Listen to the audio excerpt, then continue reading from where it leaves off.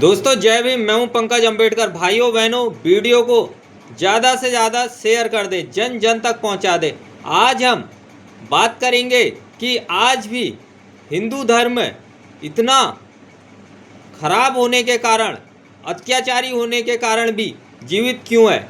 इसका यदि मैं एक लाइन में उत्तर दूं, ऐसा नहीं है कि हिंदू धर्म को मानने वाले लोग मानवतावादी हैं। उनके बराबर अमानवीय अत्याचारी कोई भी नहीं है। इसके जीवित होने का एकमात्र कारण है कि बहुजन समाज अभी तक शिक्षित नहीं हुआ है। साक्षर तो हुआ है, शिक्षित नहीं हुआ है। ये हिंदू धर्म के ठेकेदारों के वजह से जीवित नहीं है, ये बहुजन समाज के बेवकूफ़ों के वजह से जीवित है। जिस दिन बहुजन समाज जागरूक हो जाएगा, उस दिन हिंदू धर्म खत्म हो जाएगा। हिंदू धर्म का कोई दूर दूर तक नाम लेने वाला नहीं बचेगा। महात्मा ज्योतिबा फूले या बाबा साहब अम्बेडकर या हम कोई भी हिंदू धर्म के खिलाफ नहीं थे और ना हम हैं। महात्मा ज्योतिबा फूले ने कई कोशिश की कि हिंदू लोग अपने भीतर सुधार लाए, लेकिन ये सुधरने वाले नहीं थे, इनके भीतर सुधार नहीं आया। लेकिन फिर हमारे बाबा साहब अम्बेडकर जी ने अथक प्रयास किया।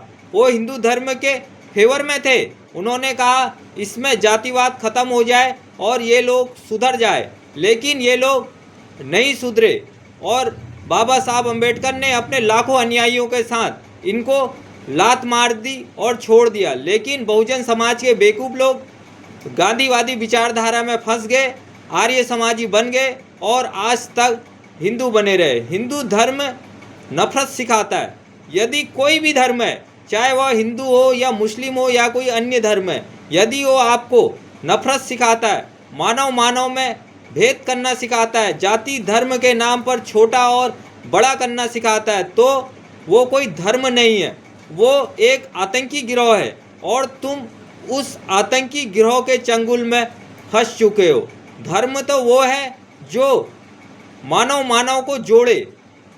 ये धर्म बिल्कुल नहीं है जो मानव के साथ भेद करे। हिंदू धर्म में मानवता दूर दूर तक नहीं है। इसको मानने वाले लोग हमेशा अपराधी प्रवृत्ति के होते हैं, जघन्य अपराधियों के साथ खड़े होते हैं। यदि कोई अच्छा भी होगा तो उसके मुंह में राम राम होगा और बगल में छुरी होगी। मेरा समस्त बहुजन समाज के लोगों से कहना है, चाहे वीडियो जहाँ तक जारी और जहाँ तक नहीं जारी वहाँ तक आप लोग पहुँचा दे।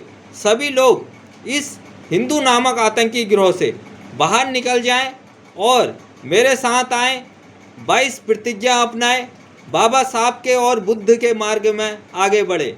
यही आपके जीवन को बहुत आगे ले जाएगा। नहीं तो आप इसमें फंसकर गुबरीले की तरह मर जाएंगे और इसका दंश अपने जीवन में झेलते रहेंगे। इन लोगों की कथनी और करनी में बहुत ही अंतर है। आप लोग देखेंगे कि ये लोग लड़कियों को कहते हैं कि हम देवी मानते हैं और लड़की के साथ सबसे ज़्यादा जघन्य अपराध करने वाला, बलात्कार करने वाला हिंदू ही है। और आपने देखा होगा कि गाय को हिंदू लोग माता कहते हैं। माता सिर्फ कहने के लिए कहते हैं, अपने फ़ायदे के लिए कहते हैं। जब तक गाय दूध दे रही है तब तक वो माँ है, और जिस दिन उसने दूध बंद कर दिया, गाय या रोड में है या वो कसाई के पास है, जबरन गाय के साथ बलात्कार किया जाता है और फिर गाय के बच्चे पैदा किए जाते हैं और उसको दूध के बगैर, भूख के बगैर, प्यास के बगैर मार दिया जाता है। और ये इतने मूर्ख हैं, गाय से भी माँ कहेंगे और गाय का बच्चा होगा वो भाई या बहन नहीं होगा, वो भी माँ ही होगी। इन्होंने शोषण करने के लिए गाय को माँ बना रखा। एक और ये लोग बोलेंगे कि बंदर जो है हनुमान है, लेकिन बंदर घर में आ जाएगा, एक आम का दाना भी इनका तोड़ देगा तो ये बंदर को गुलेल से मारेंगे। कुत्ते को भैरव कहेंगे और कुत्ते को रोटी देना तो दूर की बात रही, कुत्ते के खोपड़ी में पथराव करेंगे और पत्थर से मारेंगे। इनसे बड़ा आतंकी कोई नहीं है। भारतीय संविधान कहता है कि 2 अलग अलग जाति धर्म के पुरुष या महिला एक साथ रह सकते हैं और शादी भी कर सकते हैं, लेकिन ये इतने बड़े आतंकवादी हैं, ये ढूंढ के निकाल ले कि कौन पुरुष इसमें मुस्लिम है, या कौन पुरुष इसमें दलित है?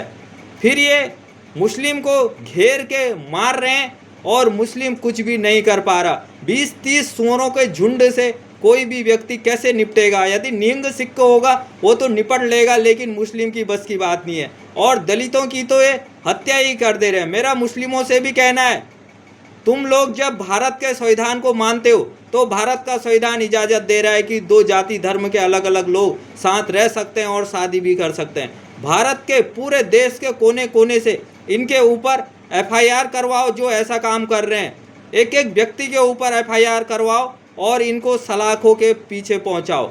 धर्म देश के हित में बिल्कुल ही नहीं है और महिलाएं भी इनसे परेशान हो चुकी है। आप सुन रहे होंगे कि महिलाएं नीले ड्रम में डाल लिए, काले ड्रम में डाल लिए। इन्होंने महिलाओं का इतना खून पी दिया है, इतना शोषण कर दिया पुरुषवादी सोच के कारण, मनुवादी सोच के कारण महिलाएं परेशान हो गई हैं। और अब महिलाएं हिंदू लोगों के साथ रहना नहीं चाहती है, मनुवादी लोगों के साथ रहना नहीं चाहती है। इनकी हिंदुओं की बहन बेटी मुस्लिमों के साथ जा रही है।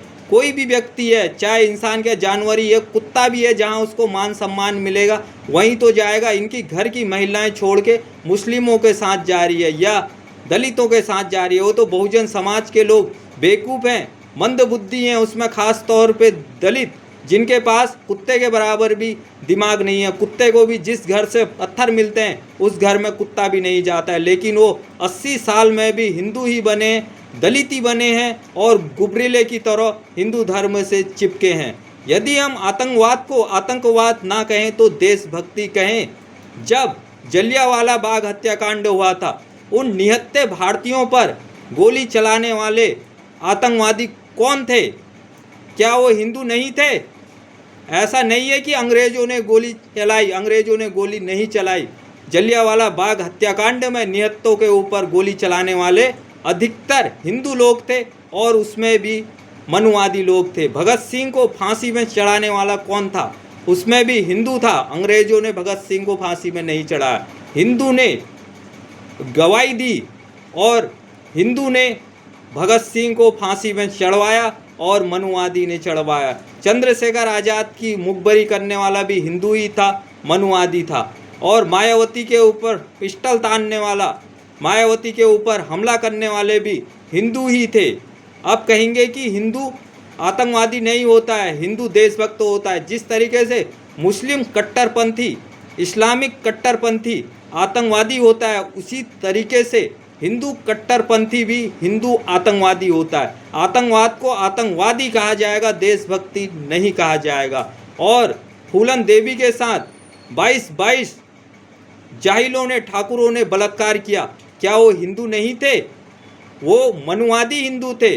और फूलन देवी की हत्या की, क्या वो आतंकी नहीं था? उस आतंकी को जो शरण दे रहे हैं, भगवान बना के पूछ रहे हैं, वो आतंकी नहीं है। बिल्किस बानो की हत्या करने वाले 13 लोगों का फूल मालाओं से स्वागत हुआ, क्या वो आतंकी नहीं है? अपने देश की बहन बेटी के साथ जिसने बलात्कार किया और चंद्रशेखर रावण के ऊपर गोली चलवाने वाला क्या आतंकवादी नहीं है? वो हिंदू आतंकवादी था। और मनीषा वाल्मीकि के साथ जघन्य अपराध करने वाला, उसके परिवार को मरवाने वाला कौन था? हिंदू आतंकवादी था। मनीषा भाई की हत्या करवा दी गई, उसका आरोपी कौन था? आतंकवादी कौन था? हिंदू था। और चंद्रशेखर रावण के ऊपर गोली चलाने वाला कौन था? हिंदू था। और यहाँ तक कि केतनलाल हत्याकांड करने वाला कौन था? हिंदू था। और हाल ही में बागेश्वर में एक प्रधानाचार्य जिनका नाम दयानंद टमटा बताया जा रहा है, इनकी हत्या कर दी। इनकी हत्या करने वाला कौन था? हिंदू था। अभी भारत में प्रोटेस्ट करने का सबको अधिकार है, लेकिन अभिजीत दीपके के ऊपर थप्पड़ बरसाने वाला कौन था? हिंदू मनुवादी आतंकी विचारधारा का व्यक्ति था। अभिजीत दीपके के ऊपर शाही फेंकने वाला कौन था? हिंदू आतंकवादी था। महात्मा फूले ने भी कहा कि हिंदू धर्म का खात्मा जरूरी है। बाबा साहब अम्बेडकर ने भी कहा भारत को यदि विकसित राष्ट्र बनाना है तो हिंदू धर्म का खात्मा जरूरी है। और भगत सिंह ने भी कहा भारत से धर्म खत्म होने चाहिए। और स्वामी विवेकानंद ने भी कहा कि ब्राह्मणवाद को जब तक पैरों तले नहीं कुचला जाएगा तब तक भारत का विकास नहीं हो पाएगा। भारत में सबसे ज़्यादा मानने वाले लोग हिंदू मनुवाद को है और यही भारत के पतन का कारण है और यही भारत में सबसे बड़ा आतंकवाद है। जब लोग इस आतंकी चंगुल से बाहर निकल जाएंगे, भारत से हिंदू धर्म का पूरी तरीके से खात्मा हो जाएगा, तभी भारत विकसित राष्ट्र बनेगा, नहीं तो भारत पिछड़ा राष्ट्र बनेगा। और यदि ये नहीं सुधरे तो आने वाले समय में हिंदू धर्म का कोई नाम लेने वाला भी पैदा नहीं होगा। इनकी इसी मनुवादी सोच के कारण इनकी महिलाएं इनको छोड़ के भाग जाएगी, किसी को नीले ड्रम काले ड्रम में पैक कर देगी और बहुजन समाज के लोग हिंदू धर्म को पूरी तरीके से छोड़ देंगे। और हमने भी ठाना है इस आतंकी गिरोह से अपने बहुजन समाज के लोगों को हम सबको निकाल देंगे और किसी के साथ जाति धर्म भाषा क्षेत्र के आधार पर भेदभाव नहीं होने देंगे। वीडियो को ज़्यादा से ज़्यादा शेयर कर दें। जय भीम, जय भारत, नमो बुद्धाय।